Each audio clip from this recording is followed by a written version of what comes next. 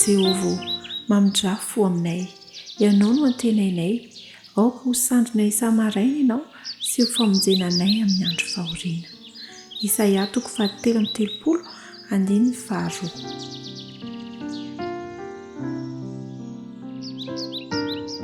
Miresaka hatrany mahakasika ny atao hoe hasarobidiny fotoam-bavaka ao an-tokantrano isika.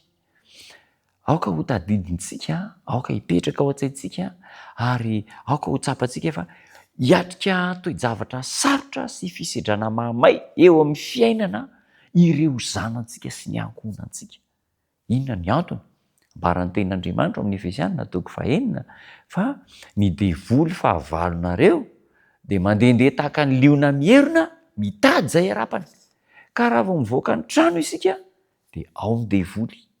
Indraindray aza ao an-trano mihitsy mampiasa ny heriny mba handavonantsika, misedra ady sarotra ny zanak'Andriamanitra. Ka ny fitiavan'Andriamanitra ny zanany mandritra ny fotoana fisedrana dia manome toromarika sy taridalana mba hahatonga antsika handresy an'izany toe-javatra izany.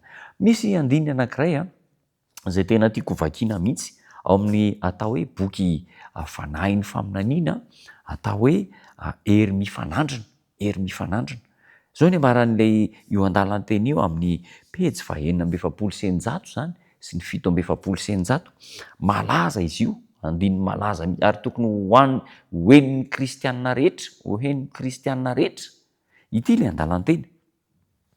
Ny andro feno fahoriana sy tebiteby eo anoloantsika dia mitaky filoana izay mahatady atotrahana sy fiandrasana ela ary anoanana. Ireo zavatra anankitelo ireo. Aoka ho tadidintsika izany fa ny fahoriana dia mitaky finoana mahatanty atotrahana. Efa trotraka sy reraka ianao kanefa mbola mahataty. Mahataty fiandrasana ela ary mahataty anoanana. Ireo toe-javatra telo ireo dia tsy maintsy zakain'ny kristianina, indrindra ny mpanara-dian'i Kristy amin'izao andro farany izao. Ho avy zany ny harerana sy ny atrotrahana dia tsy maintsy mahataty isika. Ho avy ny fotoana tsy maintsy handrasana ela dia tsy maintsy mahataty an'izany finotsika ary hanoanana. Ho avy zany toe-javatra izany. Ahoana no fomba hiatrehana an'izany? Le vavaka maraintsy hariva ao an-tokantrano. Zava-dehibe io. Ary vokatra izany dia anana finoana tsy mety reraka sy finoana voasedra isika ary omen'Andriamanitra antsika amin'ny alalan'ny fotoam-bavaka maraintsy hariva ao an-tokantrano izany. Jakoba dia nandresy ny fakapanahy, nandresy toe-javatra maro Jakoba io. Inona ny antony? Satria niantehitra tamin'Andriamanitra. Jakoba tany Egipta, Jakoba tany anefitra, Jakoba nandritra ny fotoana maro nandalo fisedrana dia nifikitra tamin'ny teny fikasan'Andriamanitra ary nandresy mandrakariva ity Jakoba ity. Nandresy ry Daniela ohatra maneho an'izany, ry Josefa ohatra ao anatin'ny Baiboly. Fantatsika mandresy ny tena zava-doza indrindra dia izao. Ny fananantsika finoana kely. Ekena vao mitenin'Andriamanitra misy hoe na dia kely tahaka ny voatsinapy aza ny finoana ireo dia ahafindra tendrombohitra. Kanefa misy finoana avy ao anatintsika tahaka ny voatsinapy.